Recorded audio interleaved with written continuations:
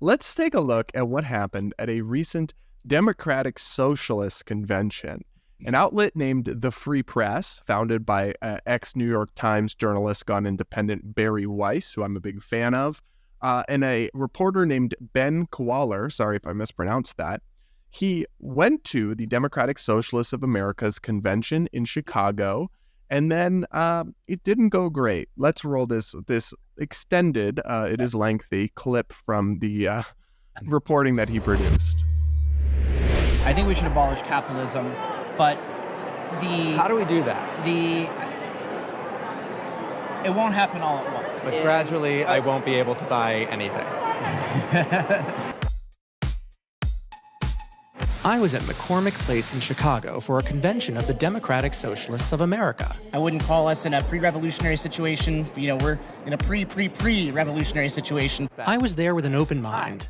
After all, I've always thought of the left as fighting the good fight. You know that democratic promise that we have supposedly in this country of a government formed by the people? I don't see it. Became disillusioned with, how we treat the working poor in the United States and elsewhere, right? Together we can be a force against our shared enemies, fascism, imperialism, racism, and capitalism. Basically all the isms. My question for these people was about that last ism, capitalism. Now, I'm no economist, but I can Google. Basically, capitalism is what you have when businesses are privately owned and operate for profit. You may notice that capitalism describes nearly any business you can think of, from superstores to your local hair salon. Does all of that really have to go? You're afraid that there's not going to be like a consumer people economy like to have or whatever. Stuff, you know? But there's no reason to think there won't be stuff. It's very strange. Do you feel like we need to abolish capitalism? In time, yes. How do we do that and what comes after? I'd like to see it become like a Star Trek utopia. That's just me. Does anyone say, hey, can we maybe not be we need to get rid of all of capitalism everywhere? Has anyone expressed that? I think that would be a shortcut to achieve wider consciousness. Where do I get a sandwich in your socialist utopia? At the corner store. It's a very bizarre question. Sadly, I was kicked out before I could talk to anyone less evasive. Give me your credentials. Thank you. Ma'am, can I have your credentials, please? I don't understand. Yeah. Unfortunately, it's just how it's going to be. So. Well, that's awfully authoritarian. I mean, what? No, it's just how it is. We're an abolitionist organization. We don't believe in polite police, but the hotel has its own kind of procedures for how they handle it. We left before the abolitionists could remove us by force. But then I noticed another event taking place. And these people seemed fun, positive, not hostile. I'm at the Black Women's Expo. I had stumbled upon a convention for Black female entrepreneurs. We have mango honey tea, we have pineapple honey tea, and we have peach honey tea. Now this was more like it. I love that reaction. That is a delicious candle. I wish I could eat it. Oh. Are these all candles? These are all candles. Oh my God. Yes. Can I smell this one? Sure. Ooh, I like that. It's good and fruity. Okay. I came here to cover socialism, but now I was luxuriating in the sights and smells of sweet, sweet commerce. I have 15 businesses. So I have a therapy business, a cleaning business, drop shipping, e-commerce. These were some of the most rabid capitalists I'd ever met. And so I make tumblers, I make the glass cups, which is here. This is Bitch Be Gone.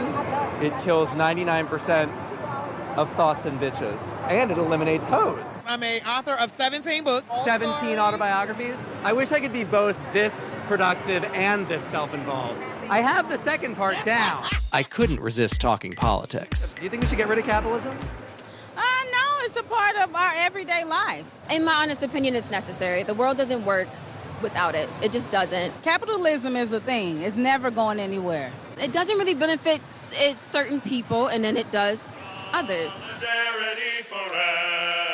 It can benefit you if you know how to actually make it work for you. That's just the way the world works. You have to live with what you got. So, for me at least, it did not surprise me how many of these self-described democratic socialists or whatever really were ill-equipped to describe their exact alternative to capitalism, right? Or how it will actually work. Because for me, those types tend to have a lot of pie-in-the-sky notions about workers will rule, or everything will be decided based on fairness and needs. But the actual implementation is not, often something they've thought through very much. Yeah, this is why I often say I think socialism is a childish ideology. I don't think it's grounded in an understanding of human nature, of systems, of how countries have operated, and even of just like the failures of the various systems throughout history and what has succeeded, what is not. So I wasn't surprised to hear this. I did laugh a good bit at the guy who said his mentality was he hoped it could be like Star Trek. the lack of depth that people are putting into this, and yet they're at a conference discussing, I guess, ways to overthrow capitalism. So the good news is for us, I don't think they're anywhere close to figuring it out. So I'm glad that these are not super effective, deep people, because then we might actually be in trouble. But I did think it was sort of funny that you can just tell nobody's ever talked to them outside their bubble, right? Nobody's ever pushed back on them or really made them defend their beliefs or explain how they might put them into practice. And I do think that's quite in contrast to people in our camp, for example. I'm constantly being asked to defend my views, to defend capitalism, to explain how I might do things differently than the two parties that I'm pushing back against. And that's good. I appreciate that kind of rigor. And, you know, I always want to be aware of holes in my thinking, so I don't mind that at all. But I do just think it's interesting how much we're put on the defense when it comes to our views, even though they've had more success than any others throughout history. And yet people with this mentality just get a pass all the time. I do find it deeply hilarious that they kicked him out. I'm not surprised. I think he was kind of surprised because this journalist is a liberal journalist, I assume, because the Free Press is more of a liberal, kind of like independent, critical, liberal leaning outlet. So I shouldn't say that. I don't know what he is, but my guess is that he's a liberal journalist. So he thought like, oh, you know, I'll go discuss, we'll exchange ideas. Yeah, people on the super progressive left are really not into that. They don't vibe with that. So the idea that he was thrown out doesn't shock me in the slightest. Not one bit. I think it's very funny that people have this, again, just completely ungrounded in history understanding of how socialists operate. They're very authoritarian. They do not handle dissent very well. They definitely have not upheld civil liberties by any stretch of the imagination when they have tried to put this philosophy into practice. So I thought this was exactly in keeping with what you would suspect to see. But, I think more people should be exposed to this kind of person. And I hate to throw everybody in this camp under the bus. I'm sure there are many well-meaning people who are just not very educated who fall into like Marxist socialist beliefs. But I often do say you can tell how good an ideology is by how the vast majority of people who believe in it behave and conduct themselves. And when you look at how Marxists and socialists interact with others, how they cannot play nice with others whatsoever, and how they very quickly are hypocritical about their values when they're tested in any way, I think is indicative of just the complete failings of this philosophy. And I think Which is so funny because their whole philosophy is like rooted in the idea that people will just take care of each other and don't need to, they can overcome their self-interest and we can all just operate for the greater good. And yet when they're not very, gregarious in these kinds of situations, I mean, I just find it hilarious. I will say the socialist convention crowd, from the clips he published, is very white and very male. And a lot of masks, a lot of masks and a lot of beer bellies.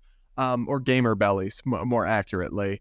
I will say I found it so hilarious that this was unplanned and they just happened. He went to this convention in Chicago, and at the convention center, there happened to also be a convention for Black women entrepreneurs. And you go there, and I'm like, this is amazing. This is like the best part of capitalism. All these small business owners going out there and providing goods and services that are unique, that are sophisticated, that are beautiful. Some of the stuff they show, if you're just listening, is really cool. It's really intricate. They're meeting people's needs, making the world a better place, and making themselves money and providing for their family at the same time, while also being, people who the left would say are marginalized in society, yet they're the ones out here hustling and thriving, while a bunch of, white dudes are down the hall bitching about how rigged the system is and they can't get ahead. I loved this. I loved it so much for so many reasons. First and foremost, I think Black women make the world go round. I mean, these women I've had the opportunity to work around many Black women, entrepreneurial types, and they are incredible, the things that they're achieving and doing, and they don't sit around and complain about it. They just go do it. And if there's a barrier, they find a way around it. And they have this incredible community, I've noticed, that I haven't often found in my own situations and circles, where they really do uplift one another and empower one another and try to shop at each other's businesses. And it's excellent. It's so great. And what I find so interesting about this is, yes, the irony of like these Black women just getting out there, getting it, being successful, making products that make people's lives better, and then the like loser white men sitting around the corner feeling sorry for themselves and feeling like they need a bigger hand up. That's a hilarious contrast. But I also think, you often have on the right these images pushed of like welfare queens and people in the Black community don't want to work, and like all of these equally like ridiculous assertions that if you actually just go spend time in the Black community, you will be quickly dissuaded of. And yet, when we saw this conference, I'm just struck by the fact of like these people should be like right-wing supporters and would be if two conditions were met. One, the right actually stood for capitalism, which I argue it very rarely does, more so than the left, but like not consistently at all. And two, just did basic outreach, right? Like people often act like Black people or Hispanic people are just a given for the left. And that's one argument you'll hear against immigration all the time on the right, of like they're just trying to get more voters.